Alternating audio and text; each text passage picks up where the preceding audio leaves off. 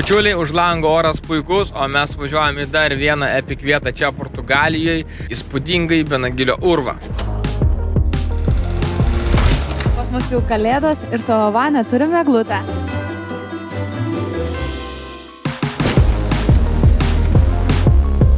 Tai mes jau kaip ir atvažiavom į tą vietą, kur turėtume palikti kemperį, bet gavosi taip, kad turėjom pravažiuoti visą miestelį, nes ten niekur negalima su kemperiu sustoti ir iš esmės jau važiuojant į miestelį buvo ženklai, kad kemperiams ir prikabinamiems nameliams draudžiama važiuoti. Bet čia pietų kraštuose šitie ženklai ne visada galioja, tai galvoju, na kažkaip gal bandau važiuoti, va, tai kaip ir ne visai aš čia pažeidžiau tą įstatymą, bet įvažiavęs į miestelį pamačiau, kad ten niekur negalima sustoti, visur šlagbaumai arba yra porą parkingų, bet ten tik lengviesiam automobiliam iki 1,90 m. Tai dabar važiuojam su Virginija kažkur toliau. Ieškosime, kur čia palikti galima būtų kemperį. Palikom autobusėlį. Čia prie kažkokių žmonių namų, bet daugiau nieko geriau nėra šitose apylinkėse. Keliaujam iki Benagilio apsižiūrėti, kaip jis atrodo iš viršaus, o eiti apie 20 minučių pėstate. Priėjom čia ir tuos ženklus, bičiuliai, kurie man labai nepatinka. Sugalvojau uždrausti kemperiams. Štai, bičiuliai, svarbiausias dalykas pietų valstybėse yra kaitri saulė net ir viduržiemį.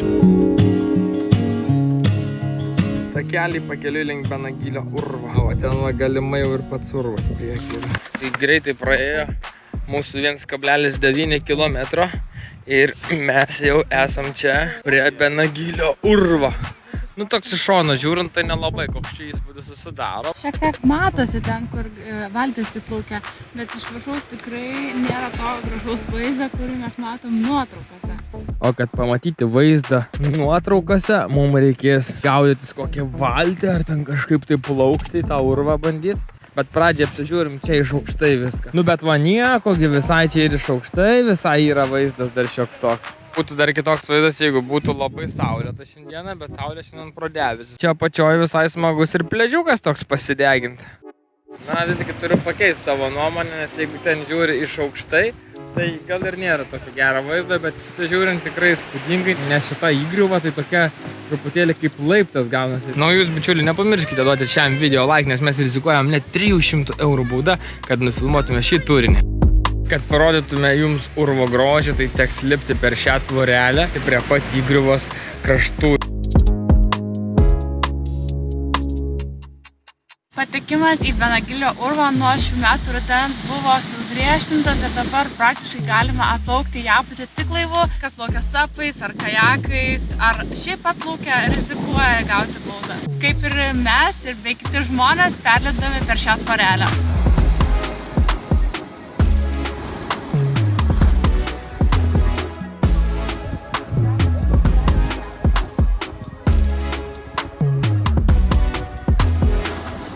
Kol kas paliekam šį urvą ir einam ieškotis valtelės, su kuria galėtume nuplaukti į apačią ir pasižiūrėti tą magišką vaizdą. Ten apačioj matosi kažkokios valtys stovi paplūdimy. Keliautojo patirtis neleido man suklysti ir iš tikrųjų atėjus į paplūdimį radom oficialiai ir nusipirkom štai tokį bilietą. 2 žmonėm bilietas kainuoja 40 € ir už 10 minučių plauksime aplankyti ne tik Benagilio urvą, bet ir dar papildomai, sakė, 6 gražiausius urvus. Atveria mūsų laivelis, darysim vidų. Hello, good morning. Reikia nusiauti batus, nes reiks į valtį patekti. Virginija, apsems. Kas batai mano rankose, Virginija jau lipa į mūsų katerį. Čia chebrytė, kurie mus gabens į urvą. Hello. Tai duoda užsidėti gelbėjimas liemenės, kad būtume saugus. Draugiška chebra, visi tik mojuoja. Tikiuosi, jūrligė nesugaudys mūsų ir viskas bus gerai. Šiaip žinokit, žiauriai nejauku. Pradėjom plaukti, o čia vat iš karto vanduo ir jis ganėtinai gilus ir vėsus. Čia mūsų kapitonas ir mūsų gidas. O mes plaukėme į pirmąjį tunelį. Vėžlio urvas.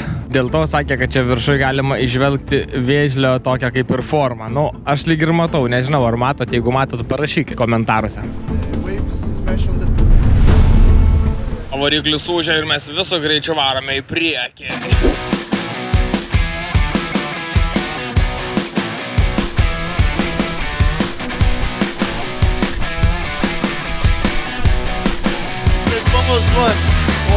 Atplaukiam dabar tiesiai į tą Benagilio urvą, kur buvom sustoję. Čia gal dėl tų alienų taip susiformuoja. Ole, amigos, mes esam Benagilio urve ir virš mūsų yra garsioji Benagilio skylė. Pagaliau atplaukiam čia, kur taip ilgai svajojom, į tokią gražią vietą, kuri yra tikrai išskirtinė Algarvės pakrantėje. Tikras Portugalijos perlas.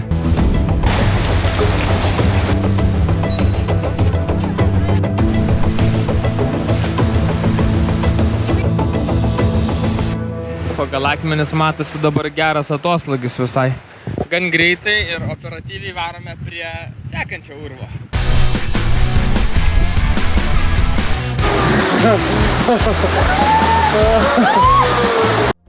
Šito tai tikrai nesitikėjau. Išsigandau, sakė. Dėl to, kad dabar yra atoslūgis, mes čia galėjom patekti ir jie nieko nesakė, tiesiai įrovėm. Visiškai netikėta, atrodo, mes net netilsim pro tokią skylutę ir jie taip greitai. Sako, kaip reikiant palenkti galvas, ne visada gali patekti. Jeigu pakyla vanduo, jau viskas nebegali čia papulti. Štai tas toks tarpelis maras, per kurį mes čia įplaukiam.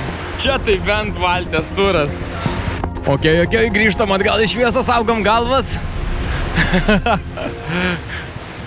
Wow. Na čia dar vienas urviokas. Ne, tikiuosi mes ten neplauksim. Ne.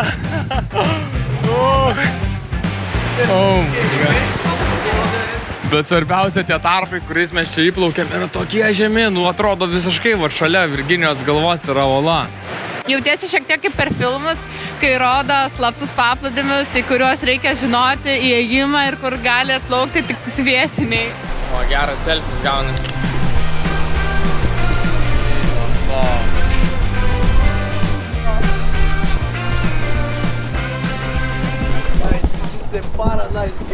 Rojaus urvas. Mane tai čia, žinau, ne tik tai patys tie urvai žavi, bet ir pats plaukimas su tokia maža valtelė, nes jį gan siubuoja ir ypač kai plaukiam tos urvus, ten jinai pradeda dar labiau siubuoti, nes ten jau bangos jau labiau ją mėto. Krokodilų urvas, sakė. Čia gal mes kokiam Tailande atsidūrėm, ar kur čia? Čia jau krokodilų urvas. Nu, žodžiu, čia kiekvienas urvas turi savo pavadinimus ir kiekvienas urvas dar turi ir savo istoriją. Bet kokia spalvykė vandens graži, nu pasaka. Štai ten yra pagrindinis krokodilas, štai uolų susiformavęs. Irgi parašykite, ar matėt krokodilą komentaruose. Spūdingiausias Portugalijos paplūdimys Marinha Beach, o šitos uolos štai sudaro dramblio skulptūrą. Apžiūrėjau olas, visų greičių varome namo. Greitis jaudina, bet mes dar nežinome, jog už kelių minučių mūsų lauks tik filmuose matytas prisišvartavimas. Taigi atvykus prie valčių punkto, mūsų gidai apsuko ratą ir visų greičių pasileidome į krantą. Aišku, prieš tai buvome įspėti, tvirtai laikytis, nes vyks James Bondo valties prisišvartavimas.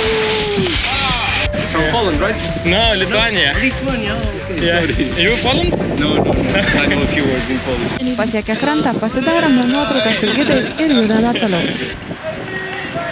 Kiek daug čia emocijų sukėlė šitas pasiplaukimas. Galvom, nuplauksim į Benagilio urvą ir viskas. Šitie bičai nerealiai. Jie sukuria emociją, tarsi būtų tavo geri seni draugai. Tiek pats plaukimas pabaigoje, kai jie padidina greitį ir ten pasisuka ant šono, aš jau galvoju išvirti iš tos valties. Viskas vyksta profesionaliai. Apie kiekvieną urvą papasakoja, parodo nuotraukas, kaip atrodė anksčiau, kaip vasara atrodo. Iš tikrųjų nesitikėjau, kad čia tiek daug tų urvų aplinkui yra. Keliaujam tuo pačiu taku, kuriuo ir plaukiam, tik tiek, kad dabar einam per uolas, per virš šone mūsų yra vanduo. Keliausim į vietą, kur matosi širdelės formos akmenis. Tas pliažas vadinasi Marinha Beach.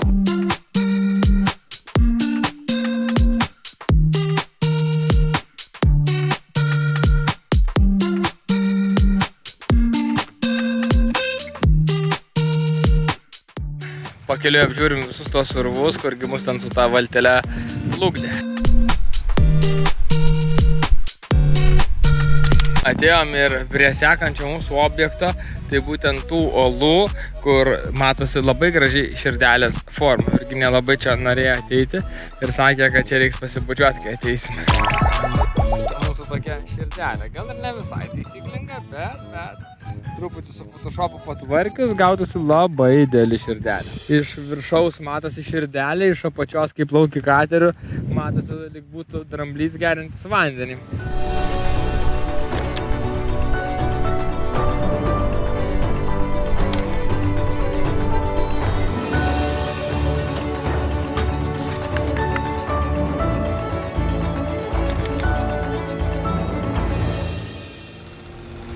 Panašu, kad ir visus tikslus šiandienos aplankėm.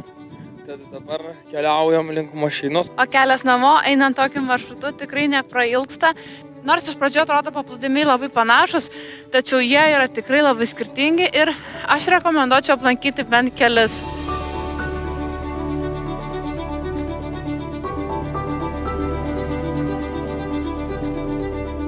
Ir kai atrodo nieks nebegali nustebinti, priėjom štai tokią gėlyčių alėją. Tiesiog ant smėlio ir ant aukštos uolos. Gražios violetinės gėlytės. Atrodo kaip kilimas koks būtų nutiestas. Grįžome namo ir Virginija jau gamina valgyti. Pietums valgysim grikius su pupelėmis ir moliūgais, su salotomis iš brokolio, pomidoro ir sezamo sėklų. Pakeliui buvo burgerinė, galvojom eit ar neit. Pasirinkom valgyti geresnį maistą čia namuose, o dabar vyksta apsisprendimas, kur važiuoti toliau.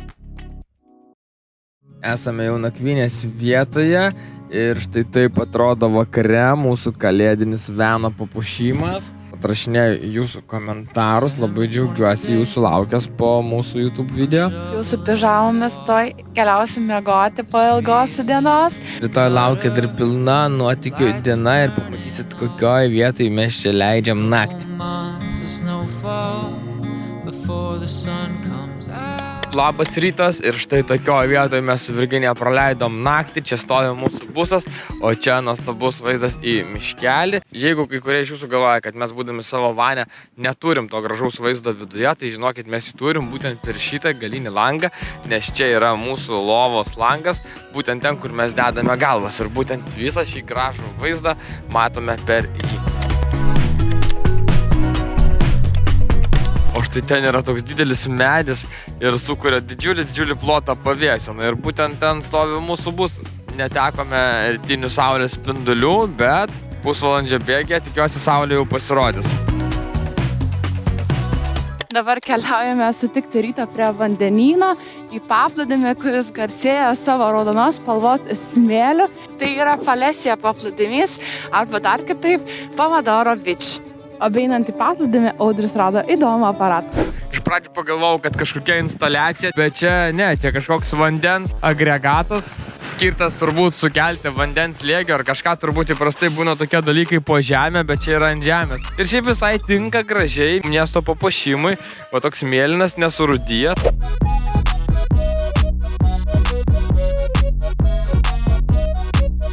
Bičiuliai, čia man už nugaras yra ženklas, kuris rodo, kad atėjom į Falesija Beach, o šios uolos padengtos raudonų smėliu rodo, kokia gali būti spalvota mūsų žemė. Paeini šiek tiek ant šitų uolų ir štai pasirodo, kur mes esame. Ant štai tokio didelio aukšto skardžio. Koks vaizdas rytui. O vandenyno bangos ramios, tai šoksim išsimaudyti. Prisišnekėjai. Siaurom uolom, eik tu nuačias.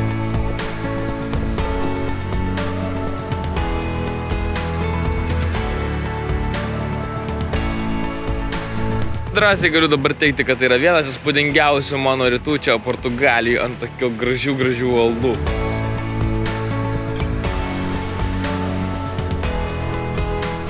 Kaip jau tampa įprasta Portugalijoje, kad patektum į paplūdimį, reikia nusileisti laiptais. Būtent šiais laiptais nusileidom, ieškosim vietelės, kur čia būtų galima nusimaudyti. Taip bežygiuojant palei pakrantę, esi ne tik ant raudono smėlio, bet ir apsuptas iš vieno šono štai tokių aukštų raudonų uolų. Šios uolos yra labai ryškiai raudonos ir dėl to gali atrodyti, jog smėlis nėra jau toks raudonas.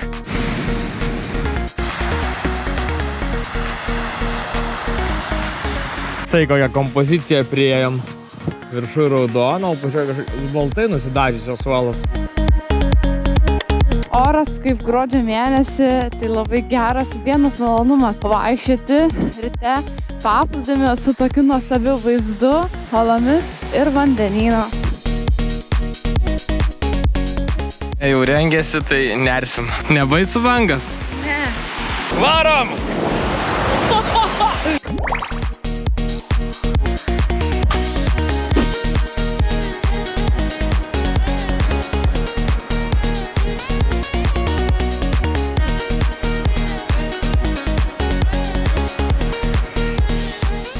Pasimėgavom nuostabiu vandeniu ir gražių paplūdimiu, tai dabar grįžtam prie savo vano, nes esam dar nevalgę ir labai jau iššalkom čia besėdėdami ant saulutės. Beje, tokie rytai būna vieni įsimintiniausi kelionės metu. Nes atvarai į paplūdimį ir nežinai nei ko tikėtis, visiškai neplanuotai puikiai praleidi laiką. Grįžom į savo tvirtovę, ant stalo tvirtovės laukia pusryčiai. Šiandien šiek tiek valgome mažiau nei įprasta, nes važiuosim į vieną vietelę, kur gausim labai mūsų mėgstamą maistą.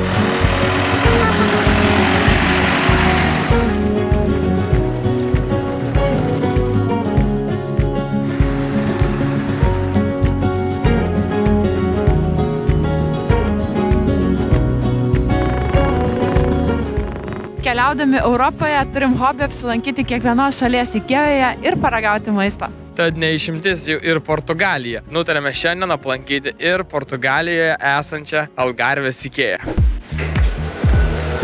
O įėjus į Ikėją kvepia cinamono bandelėmis. Tai manau, kad čia dėl to, nes ši Ikėja yra prijungta prie kito labai didelio prekybos centro ir turi bendrų erdvių. Kiekviena Ikėja labai prisitaiko prie kiekvienos šalies su specialiais pusryčiais ir maisto gaminiais. Einam patikrinsim kainas ir sužinosit, ar pigiau čia Portugalijos Ikėjai, ar visgi pas mus tėvynėje Lietuvoje. Kainos jau apačioje gerai nuteikia 80 centų už kavą ir bandelę. Varom išsirinkti maisto ir jau susitiksim prie stalo.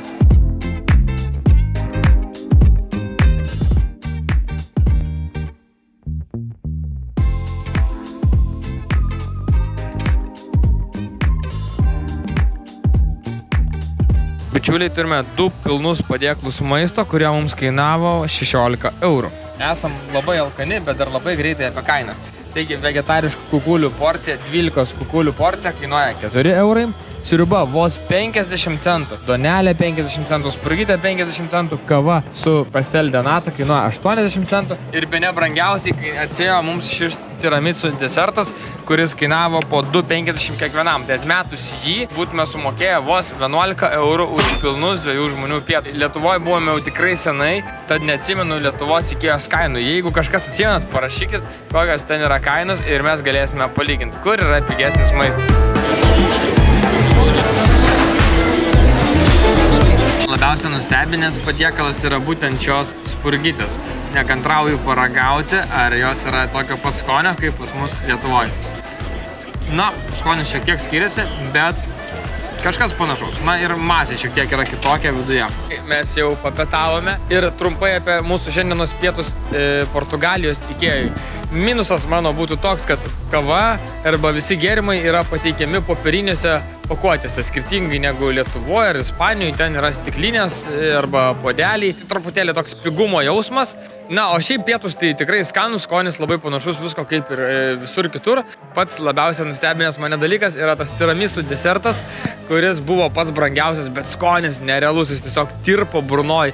Aš mačiau, kaip jis dingo pas Virginę lėkštelėje, taip pat dingo greitai ir pas mane. Išėję iš Ikėjos, perėjom štai tokį įdomų labai pastatėlį, žaidimų aikštelę. Čia yra toks kaip ir parkelis, bet čia ne tik vaikams, čia yra pritaikyti ir suaugusiems žmonėms.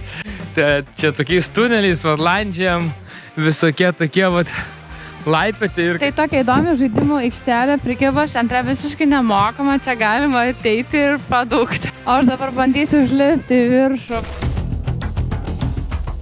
Mo, Virginija, varyk. Kaip didelis vaikas, biškai, kuris čia netampa. Va, Virginija jau ant tinklo viršaus. Aš išlipau, dabar Audriaus eilė.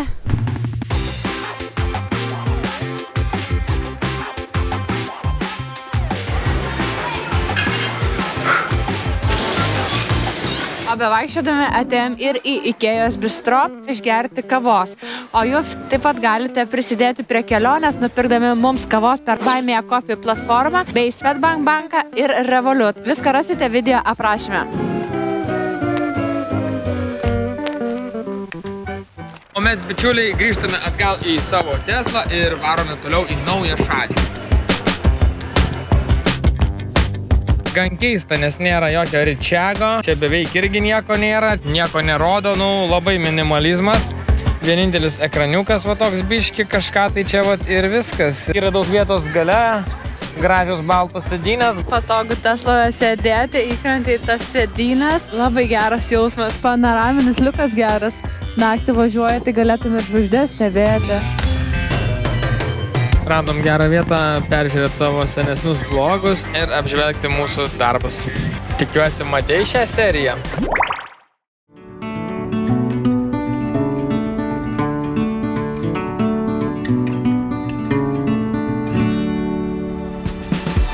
Dėl Teslos pajuokavau, bet iš tikrųjų taip, mes judame į Ispaniją.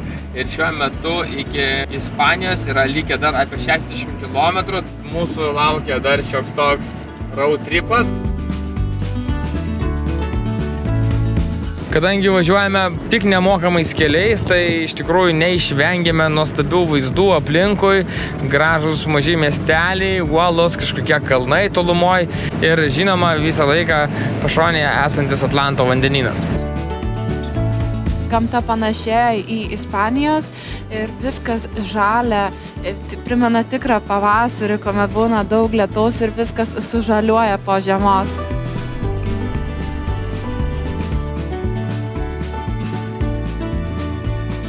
Dabar važiuojam per tiltą, kuris skiria Ispaniją nuo Portugalijos. Būtent per šį tiltą važiavome prieš porą metų ir būtent šioje vietoje negalėjome patekti į Portugaliją pandemijos laikotarpiu.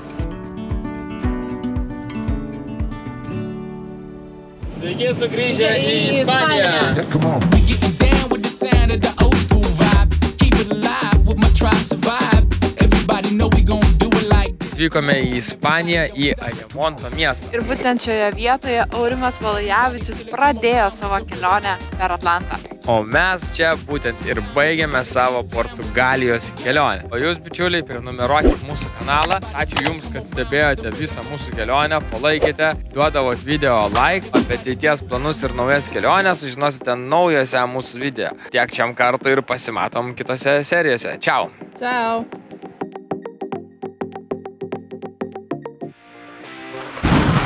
Jei tau patiko šį video seriją, būtinai pažiūrėk ir ankstesnės mūsų keliones.